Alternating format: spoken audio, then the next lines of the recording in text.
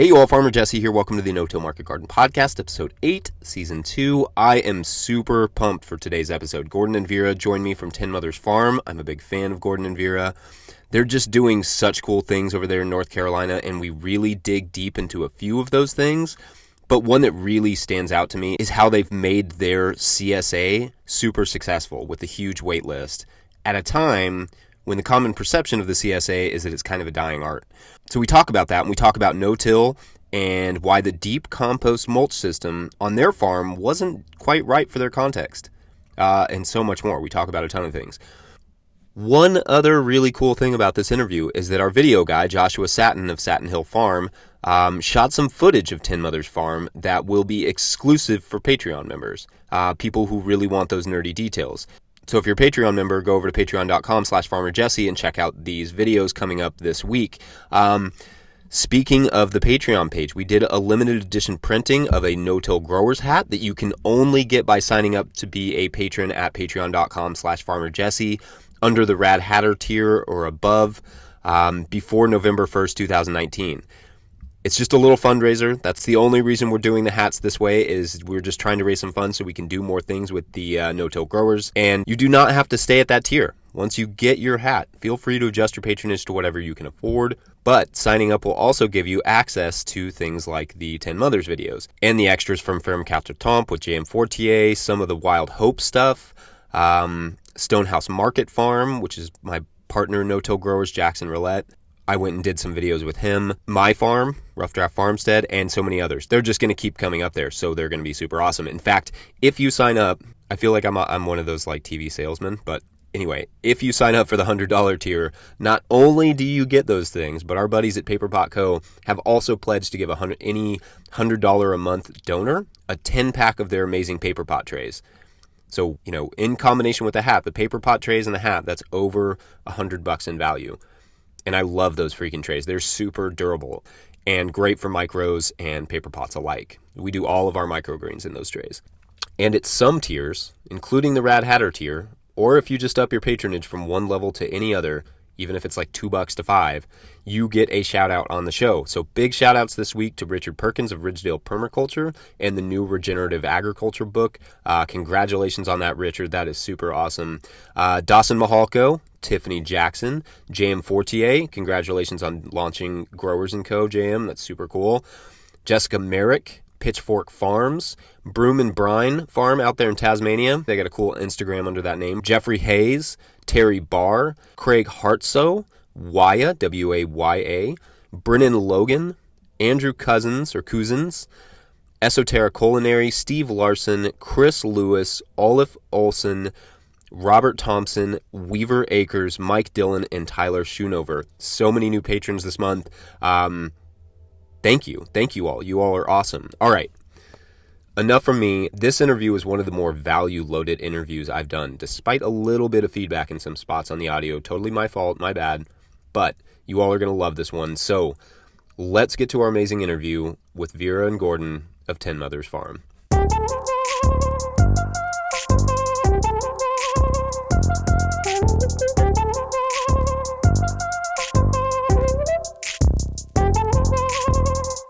Vera Fabian, Gordon Jenkins, welcome to the podcast.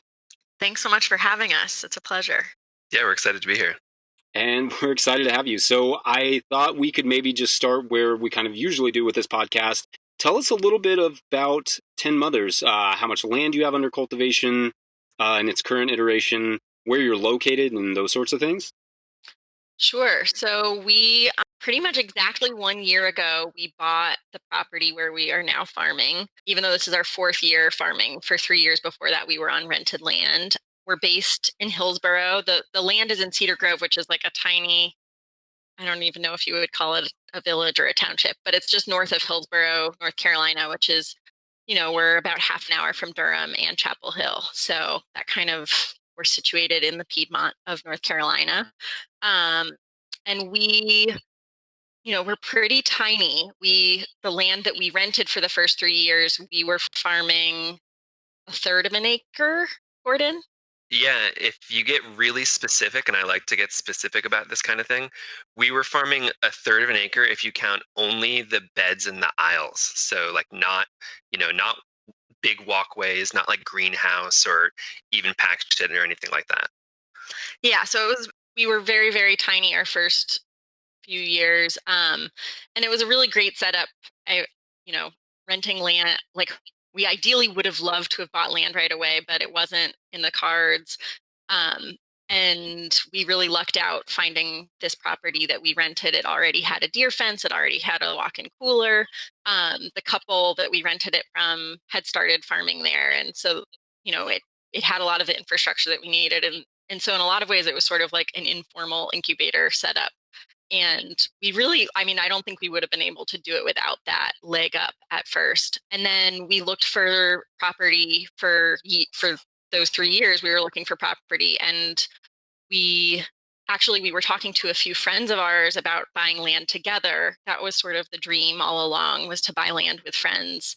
Um, and we looked at so many different properties, and it's hard to find land to farm on your own, but then adding other people into the mix makes it even more challenging. And then we really, I mean, the stars just aligned in a sort of magical way. Last summer, we came across, or one of the friends that we had been looking at land with, her realtor came across this property in Cedar Grove that's 26 acres total, and that had been subdivided into 5 parcels. And he was like, this sounds like exactly what you guys are looking for. Y'all should come out and look at it today. We went out there with that friend and then with 2 other friends who we had all sort of been talking about buying land together. And so the 5 of us went out there that same day, and we walked the property, and within a few hours we had put in an offer. It was just like perfect for all of us. And so the 4 party, each of us has our own parcel that's been subdivided, and then there's a 5th parcel that we own together. So it's pretty unusual setup. And Gordon's and my parcel is about 6 acres, 3 open and 3 wooded. So we were still, this was 1 year ago, and we were still farming at our rented land. So we had to finish out the season there. And then we literally loaded the farm into a U-Haul and moved it right before New Year's. So we have been, we unpacked the trucks and started setting up the property. So I guess it's been 8 months that we've been out there, and it it was just raw land. It was just, a field and some woods. And so we've had to do everything from scratch in the last 8 months. We've been busy. Yeah. Okay. So I really want to hear more about this sort of farm collaboration. What what's the ultimate goal with that? How are you going to use that land that you're splitting? Like, I want any of the details on this. This is like something I've been really fascinated by lately. Yeah. We're still figuring all of that out. I think the 3 friends that we spoke to about buying land, it was for different reasons. One of them actually is a farmer. She's a flower farmer, and she has plans to grow flowers out there. She isn't farming yet because she actually had to get a nonprofit farm job in order to fund all of this. But hopefully she'll be farming out there soon. And then the other 2 folks, they are not farmers, but have farmed and love gardening, and plan on homesteading or farming, sort of casually farming various things. But I think we all had a desire to have a land-based life, and also had a desire to not be isolated out there on our own. And so that was why we went looking for land together. But we also I think we all had a lot of similar desires around wanting, you know, ownership. We wanted to own our own land. We wanted some independence, but we also wanted that community. And yeah, so we have lots of dreams. The parcel that we own together, there's an really old farmhouse on it that is pretty run down, and we talk about turning that into a farm stand, or a place where we could have like pizza nights or all sort of, I mean, we have literally a long list of things we would like to do, but we're all trying to just figure out how we can build little houses and, get water and get electricity. So we're still in the very beginning stages of this. The big pull, I think, for buying land together is that we're not alone out there. Like farming is hard enough as it is. And with other people out there, we have more people we can rely on. We put up a deer fence around the half of the property, so the 13 acres or so. They're open, that's pasture, and we needed it right away because, we were going to grow vegetables, and deer pressure is a big deal around here. But, we have all these other folks on the land together, and we all have an interest in growing things. So we all wanted the deer fence, and it meant that this winter we were all able to work together on putting that in and split the cost 4 ways and split the labor 4 ways. And it made something that would have been really challenging for us in the midst of moving our farm into something that was, still hard, but that was totally possible because we actually had sort of a community working together on the land instead of, just me and Vera off there like pioneers trying to turn a piece of land into a farm. Yeah, and we talk about, once the flower farmer starts farming out there, like possibly sharing greenhouse space, someday we might go in on a small tractor together. So endless possibilities for sharing resources.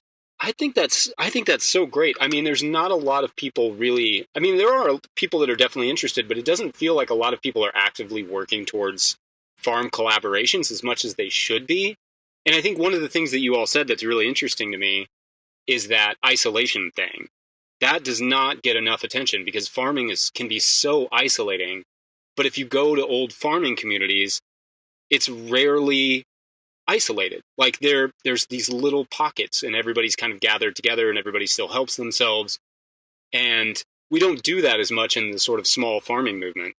Absolutely. I mean, I feel like this is a good moment to sort of also say that, so for our first 3 years, it was just Gordon and me. And actually, it's been just Gordon very full time and me half time because I work at a incubator farm for refugees 3 days a week. So I've been splitting my time, and hopefully I'm going to be full time on the farm starting in the fall. But this year, basically, last year we knew we wanted to expand the farm on this new property, and the demand seemed like it was there. It just felt like we needed to follow that momentum. And so for the last couple of years, we had our good friend Luke, who, he's like a farmer in his own right. He's managed farms. We've been sort of casually talking with him about farming together. And once we bought this land, it kind of felt like great timing for him to join us. And so he has been farming with us this year, and it's been amazing. And we're part of the collaborative, we're sort of, this year we're experimenting with how it feels to be farming together, but we're hoping that he'll be with us in the long run. And for exactly that reason, that we definitely, the three of us, feel like farming is so hard on your own, hard to farm as just a couple. And, it's also hard to collaborate, but we feel like the rewards hopefully outweigh the challenges, and we'll see how that goes. Yeah, I feel like that's the one thing is that the sort of isolated farming, the farming on your own that most of us have been doing, is more isolating. It's, you're doing it on your own, but it is less complicated. Are there things that you're sort of thinking about in terms, or like things that you've talked about in terms of how you would manage a farm collaboration like that, of having somebody kind of come into your business? Yeah, I mean, we're still figuring it out, so I feel like it's new turf for us, and there are a lot of questions still to be answered. It's meant a lot of communication and a lot of meetings. It was probably almost a year of having periodic conversations amongst the three of us before we actually decided, like, yeah, let's give this a shot, because we had to feel out what each of our dreams were for the future. Thought that there was some synergy there and that we'd be able to work together, and we had to talk about our work styles and even really nitty gritty stuff. And that continues. Like, we have weekly meetings, and we need to talk as a group of three about all the things that Vera and I used to talk about over the dinner table or like late at night before we went to bed and things like that. So there's a lot more talking. we're still exploring exactly how it could fit together. But one thing that's become clear is that it's really important that we all have sort of things we're in charge of. And I guess that's true just as a couple farming, but it seems even more true joining forces with another farmer, because we all have been in the past running things on our own, and specifically at 10 Mothers Farm, it's been just Vera and me for 3 years, and so we have a certain way that we built the farm. But now bringing in a third person, we don't just want that. We just don't want Luke to just become, he's not just an employee. We're hoping that he's a partner and even owner of the business in the future. And so it's got to be less like he just joins our team and more like we join forces. Then we have to think about, okay, well, what are the different maybe enterprises that the farm could become in the future that each of us could be in charge of, or even on the day-to-day, like who's the lead on irrigation, who's the lead on harvest, who leads in the greenhouse and stuff like that, because you want to have some autonomy. And then we need to be able to come together at these kind of strategic moments and say, okay, like here's a problem that's going on. How do we, as a whole organization of 3 farmers, want to solve it? How do we want to expand the business? What do we want to grow next year? All those questions have to be a conversation amongst 3 people, and amongst 3 people who maybe have different styles, whereas before it was just the 2 of us and kind of casual, like over the dinner table figuring out how to do the farm. Yeah, that's so fascinating. Well, let's change gears here for a second, because I want to just hear a little bit about how you all got into farming to begin with. Yeah, so I mean, neither of us grew up on farms. I guess my family on my mom's side sort of was in farming, but it was like corn and soy in the Midwest, and they sold the land when farms were getting too big, just like so many folks. Both of us kind of grew up in the city. And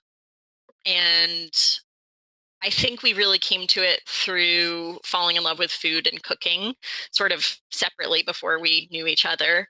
And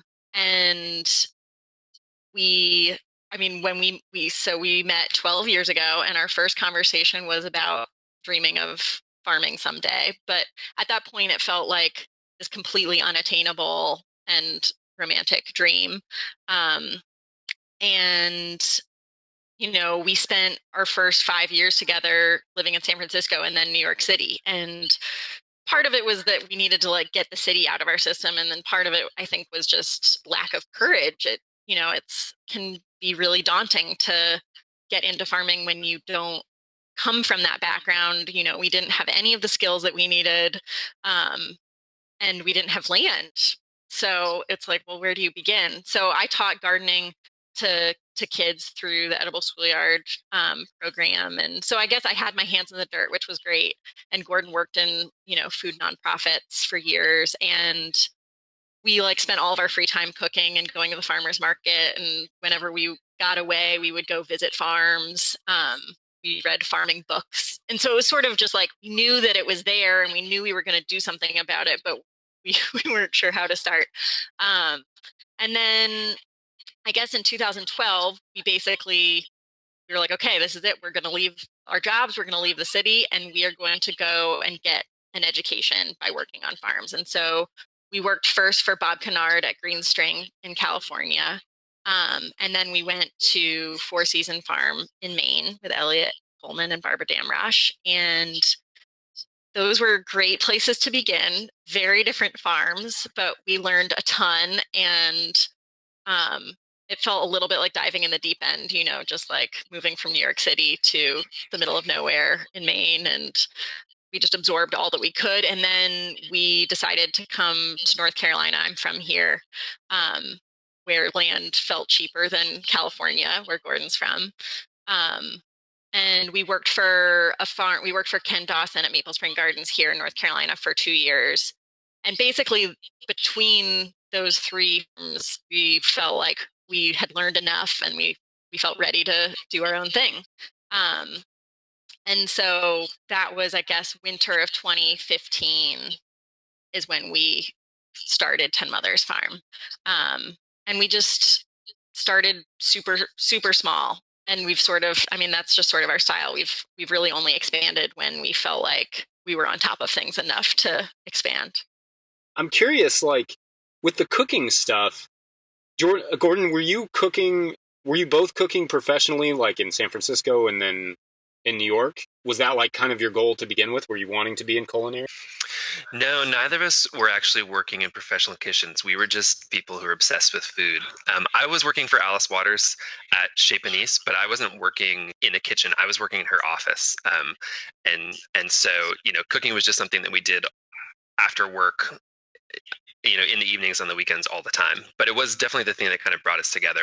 And what, as we got deeper and deeper into food, it kept bringing us closer and closer to farming. Yeah, that's great. So, let's dive a little bit into your farming practices. I really want to hear about the CSA because it seems like that's primarily what you all focus on with some restaurant sales. Can you give us kind of the design of your CSA? Sure. So we almost became a CSA farm kind of by mistake. Not really by mistake, but we didn't set out to be a CSA farm at first. I think, we worked for farmers who went to market and we loved going to market. And like I said, for years when we lived in the city, we went to market religiously. So all signs pointed to market. But then the year that we were starting our farm here, the best farmers markets in the area were completely full. There was like no way that we were going to be able to get in as vegetable growers. And so we were like, all right, I guess we're doing a CSA then. And, it wasn't a hard decision. Like I had always loved the CSA model. And so we started with 34 members that first year, and it actually worked out really well. At my off-farm job at Transplanting Traditions, I also was managing and still manage a CSA there. And so I feel like our life has been like very CSA focused for the last 4 years. And I think that there are a few things that sort of like helped us, or that we have sort of focused on with the CSA. And one of them is like we approach it very much from like the home cook perspective and people who love cooking and eating. And so we see how people just aren't cooking that much these days. People don't know how to cook vegetables. People don't know what it means to eat seasonally, and when basically I feel like we put a lot of energy into education around, what to do with these vegetables every week. And then the other part of it is it seems like in the past, so many CSA farms sort of, they would go to market and then the CSA just got whatever was left over. It was sort of just like a great way to like get rid of their excess produce. And for us, we didn't have a market. The CSA was the priority. And so we really like give our members the best that we have. And we try to really, I think that we see that when somebody joins a CSA, it's like a really big commitment on their part. They're choosing our farm, they're choosing to eat differently, they're choosing to put, their part of their weekly food budget into us. And so we approach it sort of from a place of gratitude, like, wow, you are choosing to be part of our CSA. We want to give you guys like the best possible food that we can, as well as sort of like the best possible experience. And so, we have events on the farm. We give people choice. So we use Farmigo. We use a CSA software to help give people the option to choose and swap out different items. And we survey our members every year, and we take I think it can be really easy to hear members' complaints and take them really personally and get really defensive. But we'd really try to listen to those complaints and figure out how we can do better the next year. And I think just like try to empathize with our members. Like they've got crazy lives, they've got kids, they're trying to figure out how to get dinner on the table. And just trying to make it fit into their life better. So I feel like that's sort of our philosophy with the CSA. And it's been really successful for us. that first year, like Vera said, we had 34 members, and then that actually happened just through word of mouth. We knew we wanted to launch the CSA, and we sent in an email to a couple key friends basically and said like, hey, we're doing it. We're renting this land. We're starting a CSA. Like, this is 10 Mothers Farm. If you know people who might be interested, tell them to sign up and tell your coworkers and so on. And we sold out within like a week. It was surprisingly easy to sell those first 34 shares, and ever since then we've just grown by word of mouth. So the second year we did, I think about 54 members. And then last year we were up to 70 members. And then in the move to the new land and with bringing on Luke as a third person on the farm, we knew we were going to expand. So we went up to 120 members. And each of those jumps has, basically we've asked our members if they know other people who wanted to sign up. We've maybe like put out a post on Instagram and Facebook and things like that, and we've been able to sell it pretty quickly. And it's really surprising to us that that we've been able to grow like that, and that there continues to be an incredible amount of demand in our area. I know that a lot of people have seen CSA memberships decline over the last few years. There's a lot of conversation about that in the small farm community, and I know that that's true. But I also think that there's a lot of opportunity because, as more people get more interested in food, and maybe especially as people switch to, buying groceries online and sort of what the maybe slightly scary future of food buying is, there, CSA is a natural fit with that. So even though people talk about CSAs struggling a lot, and I know that many have in the last few years, in our case, I think because it's our focus and because we're kind of a little bit more customer centric than farm centric in our CSA, we've seen a really good response. And we actually, at this point, have a wait list of over 80 people who are hoping to sign up for the CSA next year. And so I think we'll be able to continue to grow if we feel like we're ready to take on that many more people. Yeah, okay, so you all touched on so many good things there. So what is the software that you're using? It's Farmigo.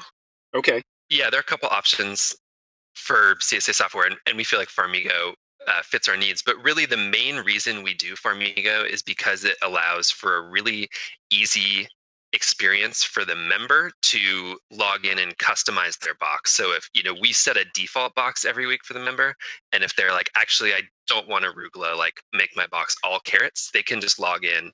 It takes a minute for them to swap out what's in their box, and then the system organizes it all for us, so it's really easy for us to manage that. And then with the customization, how is that playing out physically? I guess how are you distributing it? Because it would depend on whether or not you're pre-packing the bags or they're coming and picking it all up themselves, right? So what's that process like, the distribution and then the customization? How does that work?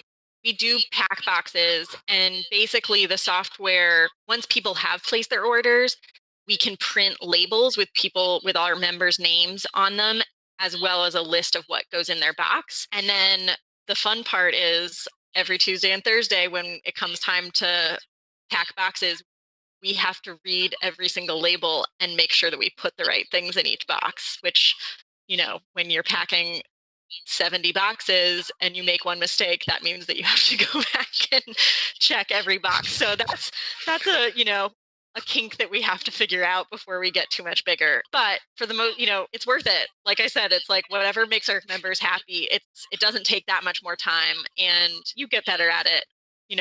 We try not to have like in-depth conversations while packing boxes so that we can read those labels. But yeah, and then we load up the truck or load up the van. We bought a van this past winter, and we deliver to people's porches. We deliver to a business, basically like convenient neighborhood locations in Durham, Chapel Hill, and Hillsborough. And then are you charging for the home delivery? We don't do home delivery yet, at least. We would be open to it in the future, but we just do like, somebody's porch in a neighborhood and people come there to pick up. Oh, okay. So it's like a one big drop and then everybody comes to that same porch. Yeah. We have, how many locations do we have this year? I think we have 10 locations. And so, each, on average, a location will have as small as maybe 7 or as many as almost 20 people will pick up off that porch. Okay. And did you just put out an email that was essentially who wants to be a pickup location? Yep. Yeah, pretty much. like we started again with a few friends volunteering their porches, and then each year when we've needed a new location, we'll just send an email out to, our Durham members asking for somebody in this neighborhood, and people volunteer. It's so funny just thinking about this. Like, I don't think that I've talked to many people about their CSA on this podcast because it kind of does feel like it's something in decline. But I love how much you've pointed out something that I've kind of been seeing a little bit. It's not really in decline. It's the same thing like you said, that people are just coming into food, or they're just getting interested in it, and they've never tried a CSA, they've never even heard of it possibly. There's still a lot of that. There's more of that every single year. So I think that's really interesting, but it especially works for you all because you've dedicated all of your focus to it. And like you said, a lot of people just tack on a CSA because it's something they do, but they're not dedicating their entire energy to it. One thing I love that you all pointed out that I think is really interesting is the criticism thing, about when you hear a negative comment or something that you try and address it or try and learn from it.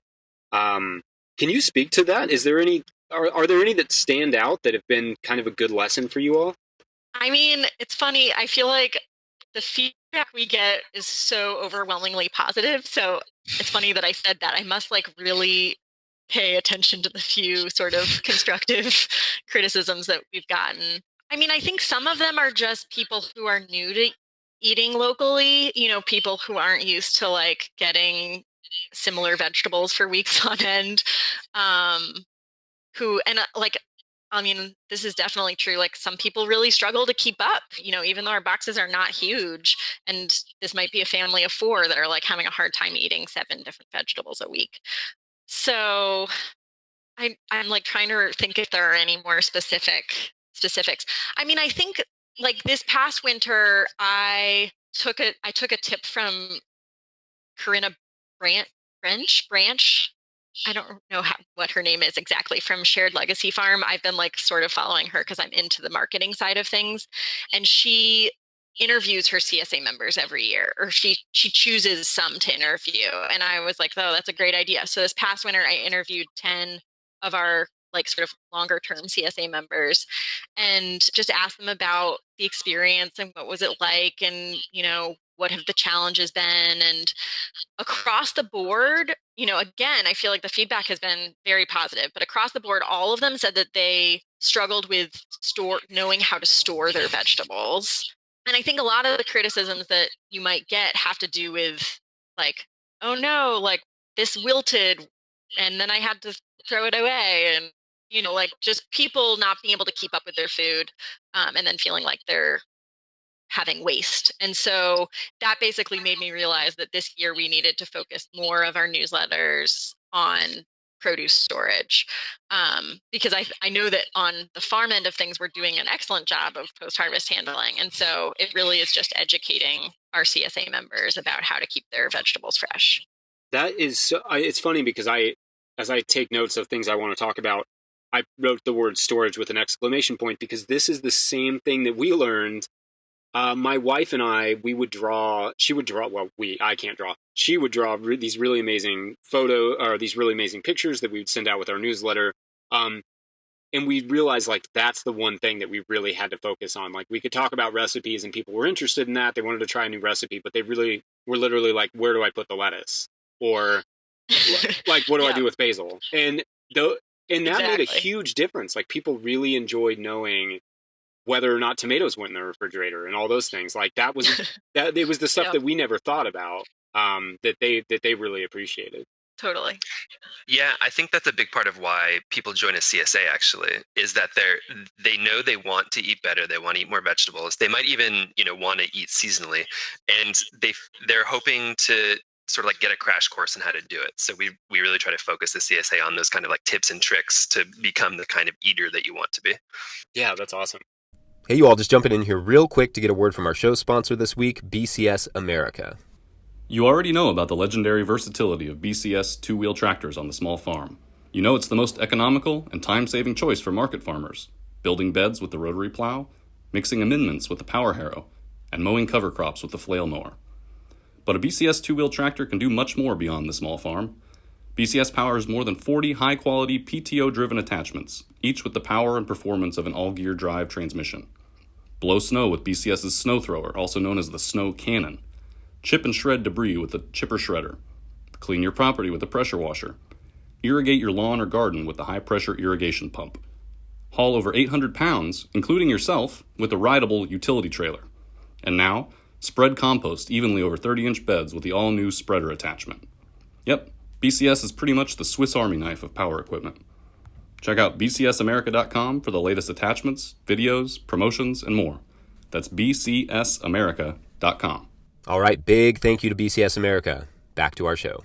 So I think maybe we could talk a little bit about your, you know what? I'm not ready to go there. What I want to hear a little bit more about, I'm not done with the CSA thing. What I want to hear a little bit more about is like, with us, with our CSA, what we've done is we've divided it between like a spring share and then a fall share. And we basically skip the summer. And the reason that we do that is because we don't want to grow sweet corn and watermelons and all those things. So how have you managed that element of it? Are you growing all those crops? And what have you done to sort of make that fit your system? Yeah, that's a really good question, because I actually feel like on a conceptual level, or maybe on a structural level, CSA is not a great fit for a tiny market garden, because there are a lot of those things like you just mentioned, and I would add for us like potatoes and winter squash and things like that, that we know that our CSA members would like, or they fill a really great like niche in the CSA. Like right now, this time of year, it's getting towards the end of August, and we're in this almost like hunger gap because it's crazy hot and humid here in North Carolina in the summer. There aren't many things that thrive. The boxes are getting really repetitive. And ideally right now, rather than struggling to grow the 7 crops we're trying to put in the box this week, we'd be pulling, some great potatoes and winter squash and cabbage, or, storage onions or whatever it might be out of the cooler. And we'd be filling our boxes that way. But most of those things don't meet our profitability target by square foot, which is really important for us on a farm of our scale, because every square foot really has to produce for us to try to make a living off the farm. And so, on the market garden CSA, you're kind of limited to an extent in the crops that you can grow. We push it a little bit. There's some things that are kind of borderline profitable that we still decide to do. And that's, things like broccoli and sweet peppers, eggplant, some of those things that, like if we were totally focused on what makes the most sense at our scale, we would probably take those beds and grow lettuce in them instead. But because we're a CSA, and because we really need to focus on variety in our boxes, we do grow some of those things. And I think our CSA is stronger for it. And so that's worth it to us. And partly because we love to eat and need more than lettuce to eat. Here, that is an important point right there. So it's funny because when you were talking about August, I think it is the most boring of all of the months because it gets so hot. Of all the growing season, I'm always like, oh, it's August. We end up giving, one of our favorite things to do in August is give sweet potato greens and things that we wouldn't normally give. We'll just throw in and be like, this is really exciting. We love eating sweet potato greens, but it's not something you would normally see. Because August is it's such a funny month because it's so hot in our region. There's just not much else going. Yeah, we do that too.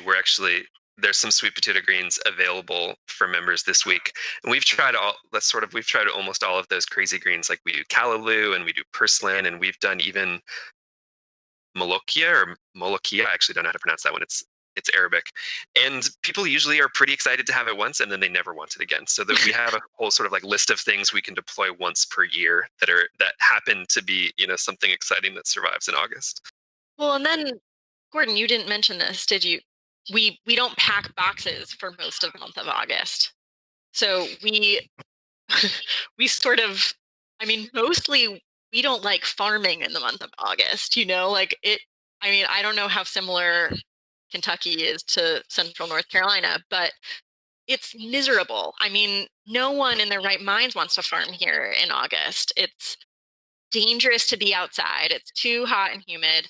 And like you were saying, there are very few plants, like pretty much just okra and sweet potatoes want to grow in the month of August. And so when we started the farm, we were like, how can we avoid August? And so each year we've sort of worked up to, and this year it was supposed to be a full 4 weeks where we weren't packing boxes, but then we had to start late. We'll get there. But basically the CSA is on break for August.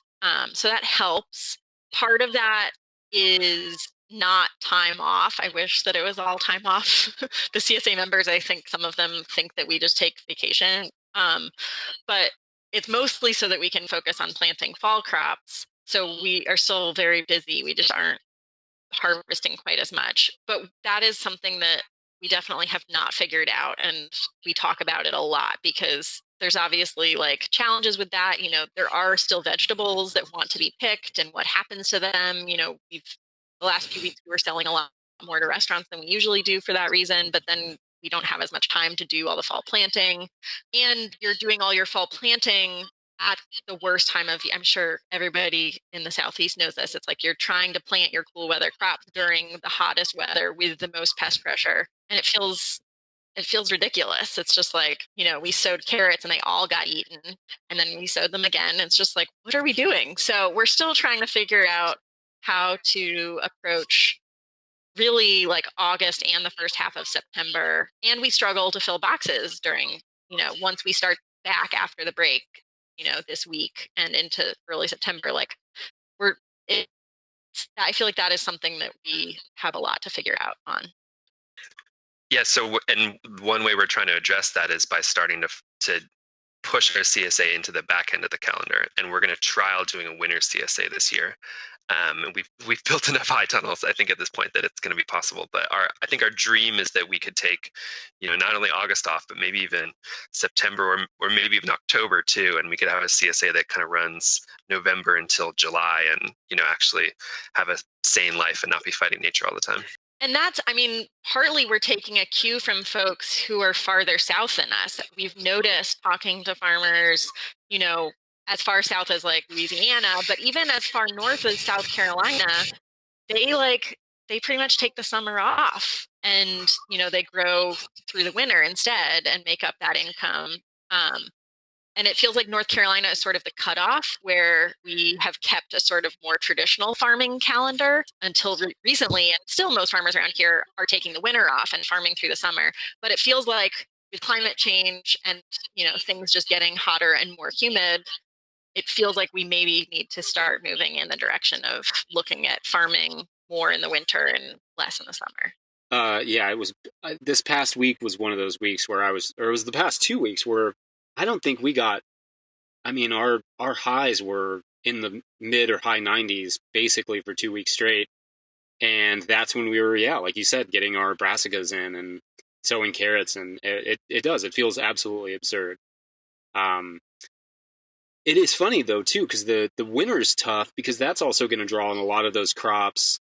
Yeah, I mean, in our region, the winter, like we're a little bit less hot and humid than you all, just slightly. But our winters here, and even down in North Carolina, can be kind of rough too. Like it's a pretty big swing for us. Totally. And the funny thing about winter that I found is that it does also rely heavily on those storage crops, the squashes and the potatoes and the rutabagas and all the stuff that take a long time and take a lot of space. How have you all kind of started to set that up for? You said you were going to do a winter CSA this year. How have you all kind of started looking at that? Yeah, I mean, mostly by building high tunnels because a lot of the storage crops, with a few exceptions, are still things that probably aren't going to be the bread and butter for our farm at our scale. I mean, there are a couple things that we feel like do make sense on a small market garden scale that store well, like daikon radishes. Like that's a great winter crop for us, and we can store those for 4 months in the cooler. But I think our winter CSA is still going to focus mostly on freshly harvested greens in particular. And so for us, thinking about how to start being more of a year-round farm than we have been, it's just all about, can we get enough caterpillar and high tunnel space that we can have, all of our winter crops actually like stored alive out in tunnels in the fields and just harvest them when we need to pack boxes. All right, so let's kind of move on to talking a little bit about your sort of farming practices. I want to know, when you started these new gardens, what was that process like? Well, I feel like we should actually start with how we started the old land, because our experience there informed a lot of what we ended up doing to break ground on the new land for the farm is now. And so that land that we leased, it had been gardened before. The previous owners, they had tilled it at least a couple times. They'd grown a few crops, and it was technically in cover crop-ish, sort of mix of cover crop and crazy perennial weeds when we showed up.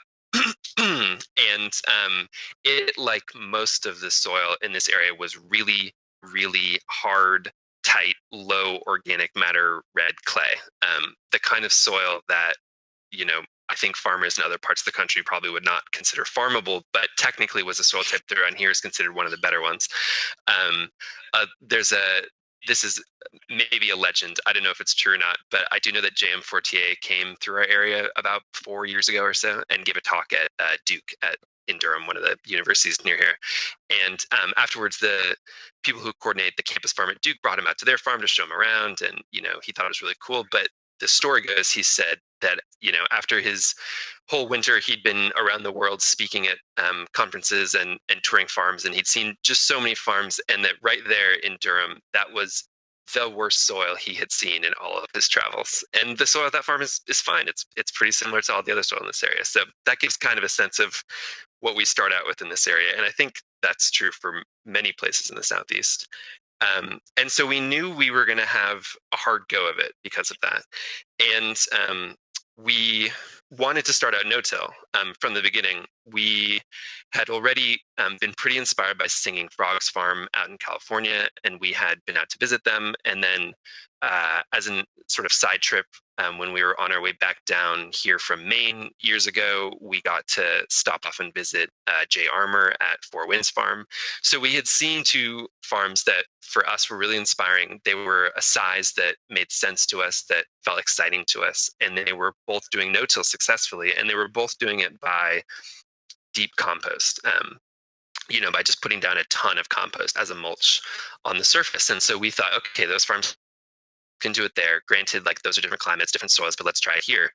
And when we broke ground on that land in that really tight soil, we started by having a neighbor bring in a big tractor and subsoil it, because we knew compaction was going to be sort of the big challenge we were going to be up against. Compaction and also low organic matter. We knew those were like our two big things.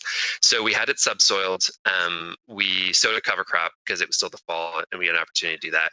And then as it came January and February and time to start prepping beds and like planting peas and things like that, we put down landscape fabric we mowed cover crop. We put down landscape fabric to kill grass.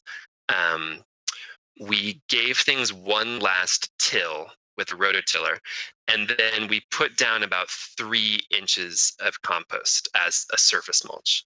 And that year, over the course of the year, we built 70 beds that were 50 feet long that way. So that gives a sense of how big the farm was at that point. And it was all done just by wheelbarrows of compost. It was like, 10 wheelbarrows per bed, like over a cubic yard, just put it all out.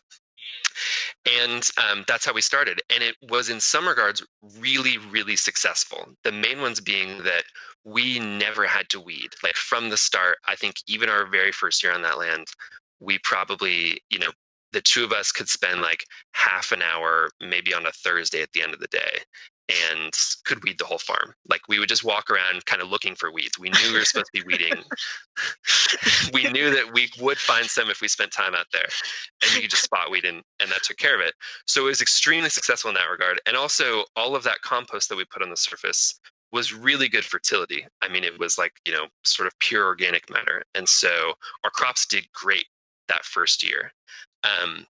But there were some major downsides, and they all pretty much had to do with the compost that we used. And what we learned from that was that deep compost was a great system, but you really needed the right compost. The compost that we were using, it's made on a really large scale, like turned with one of those huge scarab turners. It was really, really fine and broken down as a result. And it meant that when we got like a heavy rainstorm and 3 inches of rain an hour, it just totally eroded.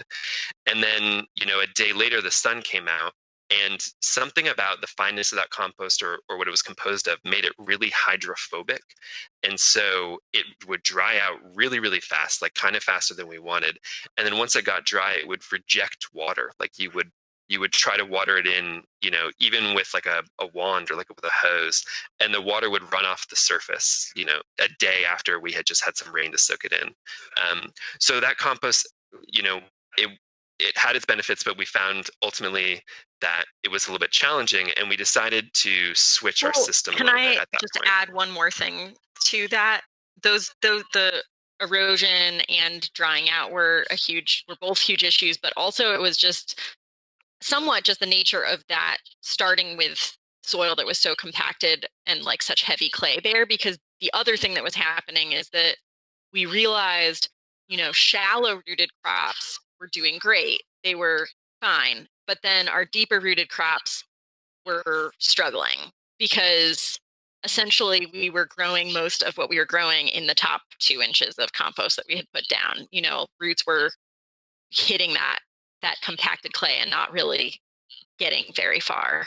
And it felt like that was just going to persist. That compost was just going to sit on top of that clay and never incorporate. And so had we stayed on that property, we would have probably had to till at least once just to get some of that compost incorporated into that clay. Something wasn't working there. And so Gordon can continue. Yeah, basically that clay recompacted, almost instantly. Within a few months, it was totally recompacted, and we were back to farming 2 inches of compost on top of like essentially a parking lot. And no amount of broad forking, we broad forked at every bed turnover. Every bed was getting broad forked like 3 to 6 times a year. It didn't make a difference. Like the clay stayed solid, and we were just farming the compost on the surface. And so, so after 3 years of that, we were starting to see crops really struggle. And like Vera said, we would have probably tilled that winter if we hadn't bought the new land and decided to move the farm and start over. So then when we got to the new farm, we thought, okay, there were certain things, we still want to be no-till for sure. There were certain things about that system that we liked. There were some things that were a struggle. How can we try to not have that happen again? And so the way that we prepped the new ground, we started by tarping to kill the grass. We bought the land in August, and it took a while to sort of get things sorted out, and we were busy farming. And so it also took us a long time to figure out, exactly what our farm layout was going to be and where our blocks were going to be and where, our hoop house is going to be and stuff like that. So we weren't able to put tarps down until really like late October. And then, by January, we had to start breaking ground again. And we found that it really wasn't enough time to break the sod at the new land. That land had been hayed for probably at least 50 years. So that sod was really well established, and the tarping that we did wasn't really sufficient. But what we did this time, we pulled those tarps back. The grass was, for the most part dead, but it wasn't decomposed at all. We put out 3 inches of compost on the surface, and we actually spread it all by hand. We had like a couple volunteer work days, and amazing friends and CSA members came out, and we spread like 150 cubic yards of compost by wheelbarrow, just putting out 3 inches thick across the whole surface. And then we have a walk behind tractor, a Grillo, that has a rotary plow, and we went over those blocks with the rotary plow, which was inspired by your podcast, listening to Daniel Mays from Frith Farm. We were like taking notes listening to that. Nice. Yeah. Yeah, definitely. And so that's what we did. We went over with the rotary plow, which was both breaking ground, going a few inches deep, and also incorporating that compost. And we were hoping to get organic matter, a few inches down. We were hoping to avoid that situation where we just had like terrible hard pan and then compost on the surface. And the rotary plow did a pretty good job of that. Everything got rotary plowed to work in the compost, and then it often kind of got a rototill to finish the surface, especially because we still had a lot of grass clumps in there. And we took it from there. We added fertilizer as well at that point, and so we started planting beds. And the soil looked great, and it looked, we were pretty excited. It looked like everything had gone pretty well. We were like, oh man, everything's going to do so much better here. The soil's so much better than our old place. Yeah, we were like, we have 8 inches of, places where roots can grow. This is great. And we started planting things. We put out transplants. We sowed spinach. It all germinated beautifully, the best germination we'd ever had. We were really excited. And then, these little spinach seedlings put out their first true leaf. And we're like, great, we're going to have a good spinach crop.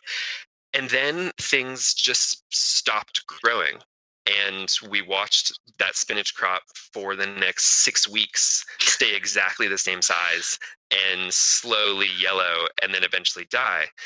And what had happened is that the compost that we had tilled in was too high carbon. It was too woody, and it probably wasn't broken down enough either. It was a leaf compost, which we had switched to at the previous farm and had some success with.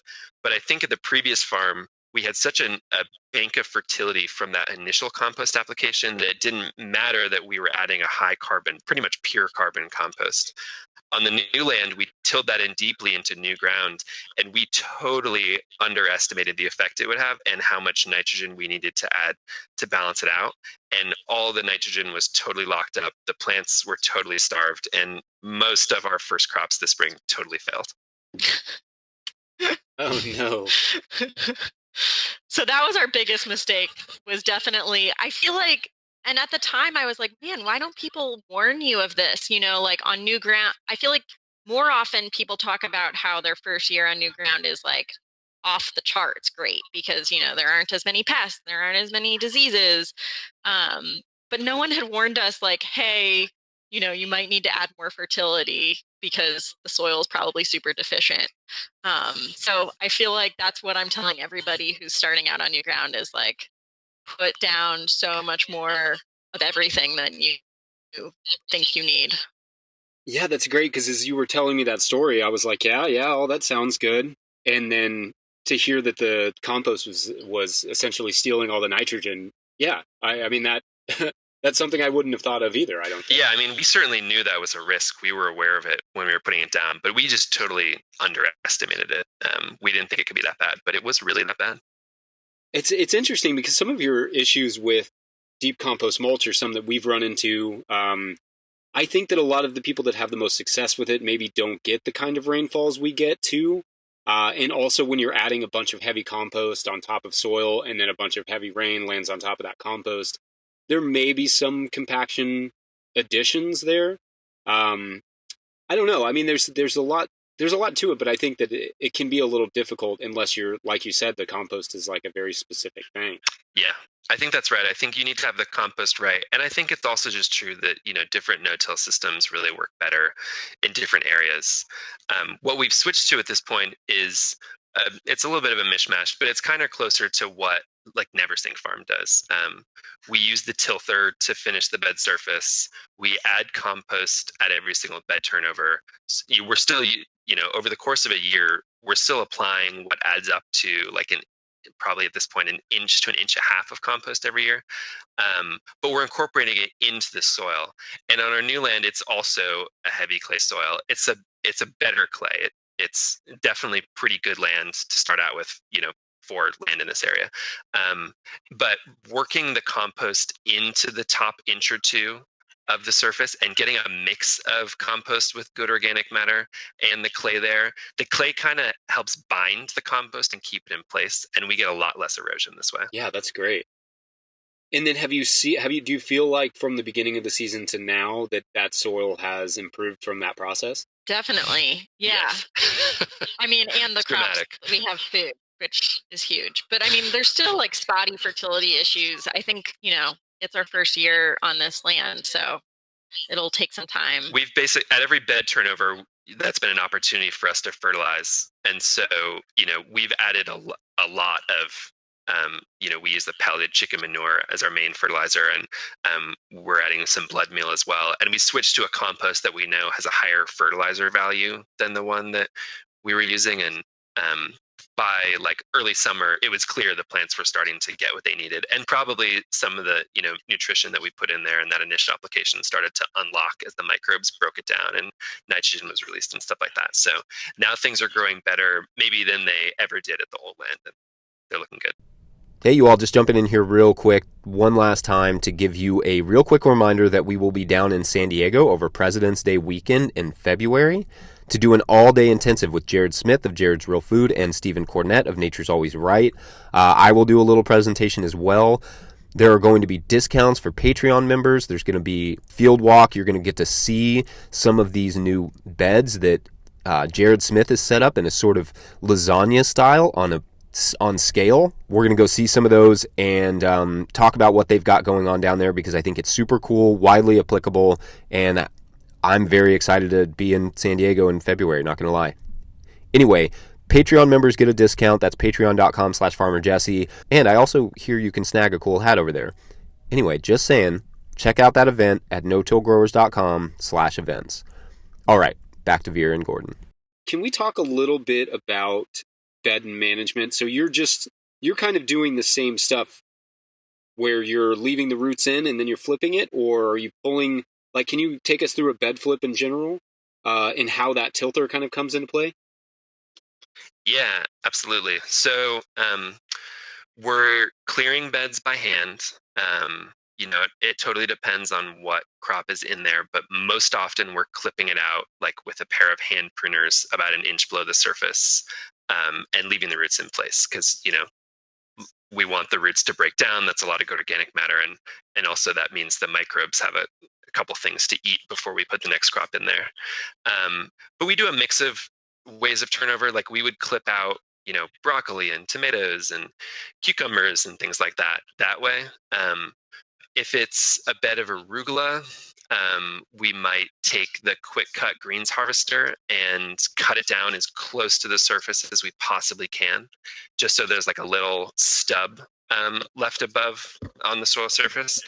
And then we'll go through with a wheel hoe with a 12-inch blade on it, and we'll use that as like an undercutter. And with 2 to 3 passes, we'll be able to undercut all of the arugula stumps that are left there, and that just speeds up the turnover process a ton. Like it goes from taking an hour to pull out arugula by hand to like 20 minutes if you've done the quick cut greens harvester and the wheel hoe.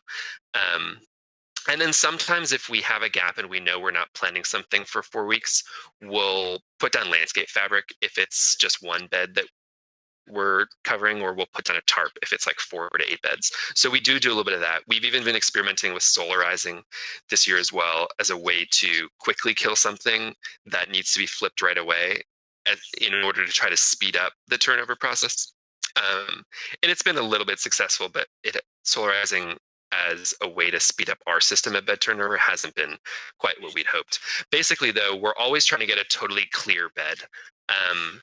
And so we're, as quickly as possible trying to clear that bed and trying to leave as much root matter in there as we can.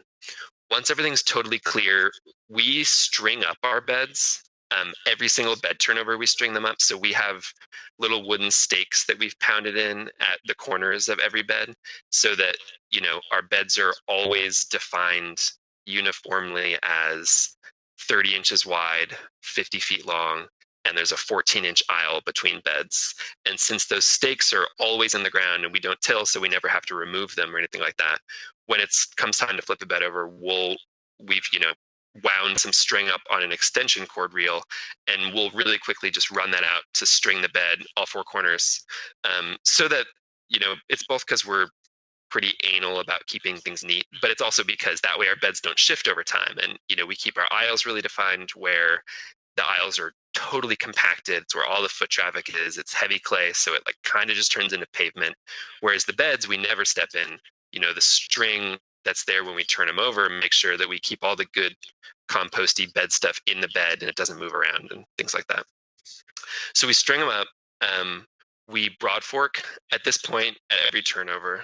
Our hope is that at some point in the future we can switch to broad forking maybe just once a year, especially so that we don't have to broad fork in the middle of August when we're turning a bed over. But we go through with the broad fork. We put down amendments, which in our case right now is mostly pelleted chicken manure. And then we put down compost at every bed turnover at this point, because we're still really trying to build up the organic matter.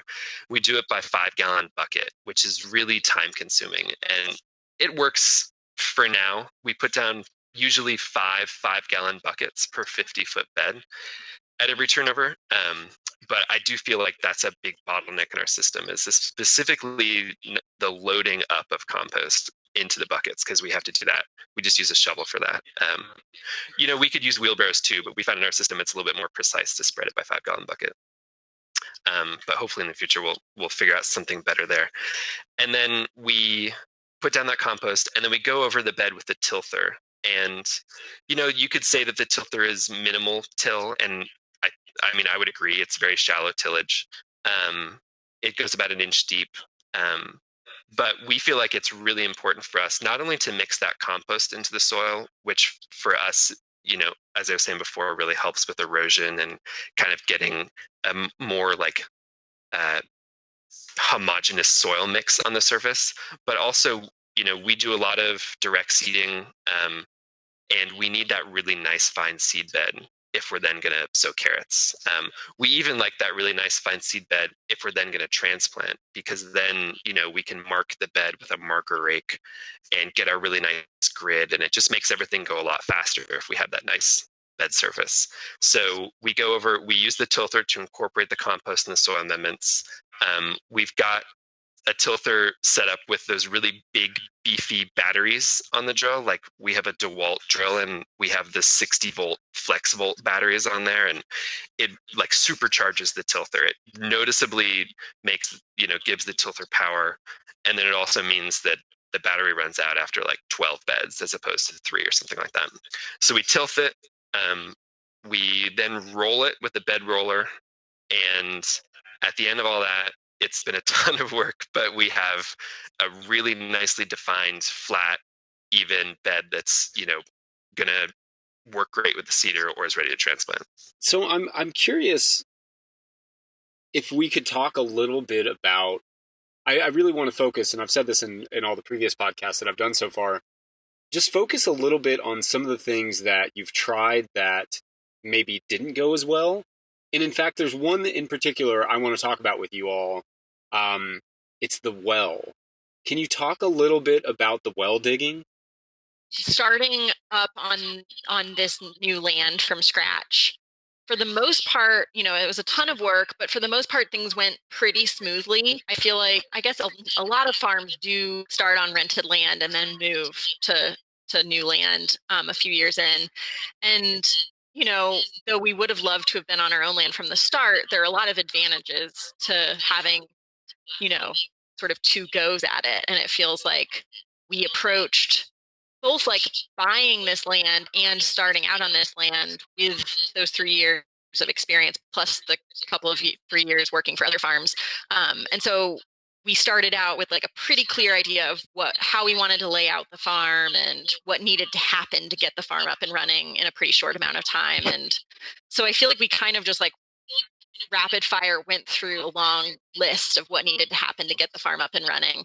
And it all was really great. And then we hit the well.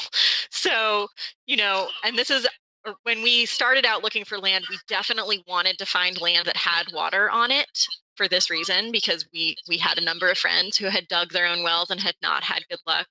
So we knew what a gamble it was. And I think, I feel like unless you live in the country or unless you grew up in the country, you don't realize like how insane it is trying to find water. There is no scientific way of finding water on land. You either just randomly choose a spot or you have it doused. And we had a friend who had not a trained dowser, just somebody who had doused for years, just casually come out and douse. And we dug our first well. Gosh, when was that? What month was that, Gordon? That was in January. Oh, and it's interesting. This is like, we were trying to do all this stuff in the winter so that we would be ready for early spring growing so we could start our CSA on time. So it's interesting because we had this friend of ours come out and douse, and she chose a spot where she thought there was water. And then it was an extremely wet winter. And the well rig that comes to drill for the well is this huge piece of equipment, and they were not going to be able to come out and drill. They were not going to be able to drive out on grass. It was too wet. They were going to get stuck. And and it's all the like complicated timing. We had applied for the well permit and waited for the well permit, and basically it was really wet, and we knew that we were not going to be able to drill the well if it was far off of the gravel driveway that we had just installed. And so we had to change the location at the last minute. So we had our dowser friend come back out and douse for a different location closer to the driveway. And she chose a spot. Well rig came out, started drilling, and we went down 720 feet deep, and only got 1.5 gallons a minute. So, it wasn't a dry well, but it was, barely enough for a house. Definitely not anywhere close to what we needed for the farm. And that well, when all was said and done, wound up costing us almost $15,000. And it's just a crazy gamble, like it's $15,000 that we had to pay for this thing, and then it was almost useless for the farm. It was a scary moment. Yeah. So in the end, it has all worked out kind of amazingly. Our neighbor, one of our landmates, dug a well the next month, and she got 9 gallons a minute, which was, we basically were able to hook into her well, and that kind of saved us for the spring. And then we heard through the farming community around here about this program, a cost share program through the state, that is basically exists for exactly this reason, to help farmers who don't have enough water capacity dig a second well, or put in an irrigation pond, I guess, but we didn't have room for that. And so for us, we knew that it was going to have to be digging a second well, but we definitely did not have enough money to do that on our own. And so we applied for this cost share grant and got it. And we dug a second well just a couple months ago and got extremely lucky. And ironically, the second well is in the location that our friend had originally doused, farther off the gravel driveway. And we hit, 40 to 60 gallons a minute. We don't actually know exactly how many, but it's more than we need. It's amazing. And so all's well that ends well. But it was definitely that was a low, that $15,000 well. It was not good enough. Yeah, and at that moment, I just want to add, that was in January that happened, and that, in 2 weeks we were our first transplants for the spring were going to arrive from Banner greenhouses, and we were going to have to start planting, and they were going to go into a caterpillar tunnel that we had just built, and we realized oh great, we're about to plant these into a caterpillar tunnel, and we don't have enough water to water them as much as they need. We can give them a drink when they pop in, but if we get a hot day in February and we need to irrigate, we're going to be able to irrigate not as much as we need to. So, well, for one, we solved that problem for a bit by actually hauling buckets of water 400 feet uphill from the creek that's on our property, and that's how we watered in all those transplants.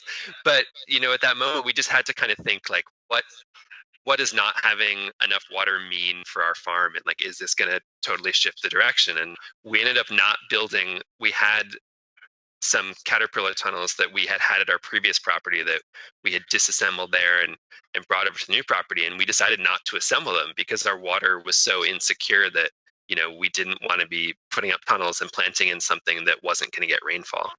And it changed. It changed how we planted things in the spring and so on, until we got access to our neighbor's well and were able to actually start irrigating things. And then when we hit 300 feet away from the original well, when we hit water on the second well that we dug, it was totally mind-blowing. It was, after having spent 5 months or 6 months, every single day, most of the day, thinking about water and where we could put it and what we could irrigate at this moment, and all the time and stress with that management. And then all of a sudden it was like, oh my God, we have enough water for our farm, hopefully for the rest of our time farming here.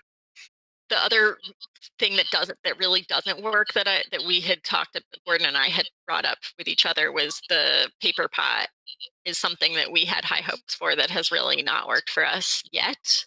But I don't know if that's critical. Yeah, let's talk about that for a second, because it's funny. I'd like to hear a little bit about the paper pot, because it's funny. I feel like, I don't know, some people have such a wide variety of experiences with it. Can you talk a little bit about yours? Yeah. I mean, we, like everyone who saw the first videos like 4 years ago, we got really excited about the idea of the paper pot, especially for a farm of our size, because, we have so little labor. Like, anything that can save time on the farm that we could, then be spending planting something else, or maybe even just be spending like not farming and actually relaxing or getting some sleep or something like that, really appeals to us. So, and we were, we model our system a lot off of NeverSink. And so, we follow the same no-till bed prep practices that a lot of farms do that use the paper pot successfully. So, we're tilting the beds, we're getting that nice fine seed bed. It seems like we should be creating the conditions for the paper pot to work really well. So, 1 year we had a good year. We had some money at the end of the year to invest. We bought the paper pot system. We sowed things in the paper pot trays. We got really excited to use them. We started planting things out. And just every single time that we tried to transplant a bed with the paper pot, some different thing wasn't right and something went totally wrong. And the list of reasons why it wasn't working for us, it just goes on and on. We would have trouble with the paper pot chains in the greenhouse. Specifically, we found that they were damping off all the time, or we weren't getting totally even growth. So I don't think we had our potting soil and our greenhouse practices really nailed down. When we were going out to plant, our bed surface, even though we're tilting it and trying to do everything we can to get that nice fine bed surface, we still have a lot of like clay clods and root balls from lettuce and stuff like that that are in the soil. And the paper pot really, really wants like perfect soil conditions. And so it gets snagged on one of those clumps or a root ball, and it kind of jumps, and the chain that you're planting jumps, and all of a sudden the paper chains are not getting covered enough, or the reverse happens. You're trying to adjust it because they're not getting covered enough, and you're like, just fine-tune tweaking, like turning this knob, trying to get it, and you go a hair too far, and then all of a sudden now the plants are getting totally buried.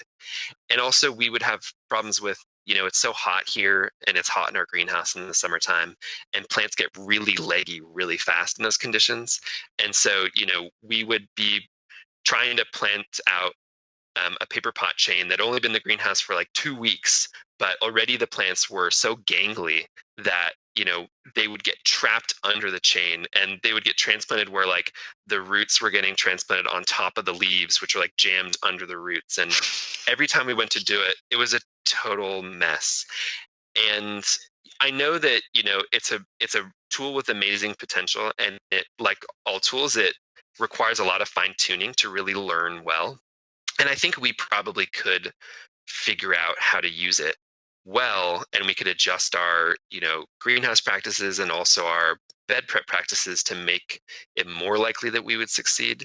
But at our scale, and, things are always tight. It's like we plant, 6 beds of kale, and we need those 6 beds of kale for a CSA. And if one bed fails, like all of a sudden we don't have enough kale for a CSA. Like we build in a buffer, but just the nature of the size of our farm means we can't build in quite as big a buffer as other farms might. And so we really need, every planting to work, and every bed to succeed. And, learning how to use the paper pot and suffering crop failures along the way is just something we didn't feel like we had the capacity to do. And so even though, we probably tried it like 30 or 40 times, we just never nailed it. I think maybe once out of 30 or 40 plantings, we felt like, okay, that's how it went, like it goes in the videos. And so midway through the season of using it, we just had to abandon it and went back to planting out of plug trays. And though, of course, that takes more time, we have a much higher success rate. And we're hoping that as our soil improves, there might be a time in the future when we can start bringing the paper pot back out and try to take advantage of it. But for us, we just decided that things go a lot faster on our farm if we just skip trying to figure out the new tool and if we don't have our soil conditions up to speed like they are yet. The one thing that I always struggle with the paper pot is it's so expensive to just try it. Yeah. Like you got to spend $1,000 just to even see if you like it. Yeah. I know. And that, I mean, that's something I think could be improved upon somehow. Yeah. And I mean, just doing the paper chains and like closing them by hand that's pretty successful, I guess. We did that with scallions for a long time and some other things, but the paper chains are expensive too. Like every tray is like $4, and it's a big investment. I think there are a lot of farms in our area who also got on the paper pot bandwagon, got really excited about it, and of the 5 who come to mind right now, only one of them is still using it 2 years later. So it's an amazing tool. I really hope people keep working on it, but it's not universal. Yeah, it's very specific. Well, Vera and Gordon, this has been an amazing conversation. I really appreciate your time. Yeah, it's been a real pleasure. I mean, thank you so much for creating this podcast. I feel like we listen to all of them, and we're Patreons, and I mean, there's we love learning from farms in so many different ways, but this is an incredibly valuable way to get to hear from other farmers, and yeah, we just learn a lot. Yeah, thank you, Jesse.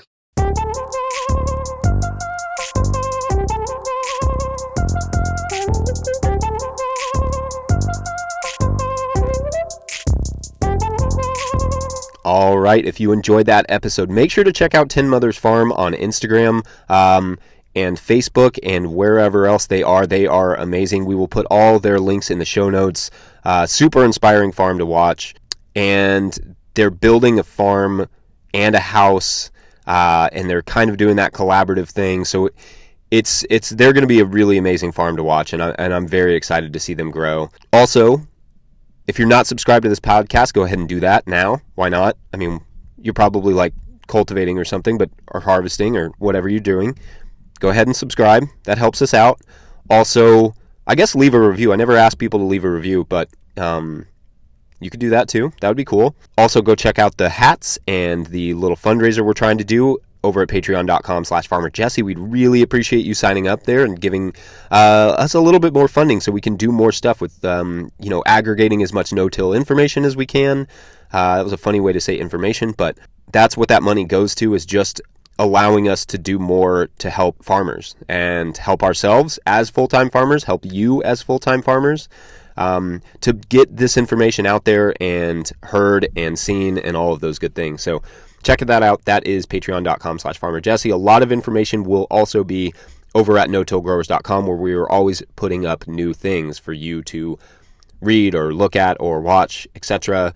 And of course, we put up the events over there. So anyway, thank you all for listening. We'll see you next week. Bye. I feel like I do this interview in a different way every time. And your all's interview is getting the sitting in the van treatment. So, yeah. The chair that Gordon is sitting in just broke. Okay. Luckily, good. Minor technical challenge. I've resolved it. That's great. Yeah, that's your story. I'm in the van and you're in a broken chair.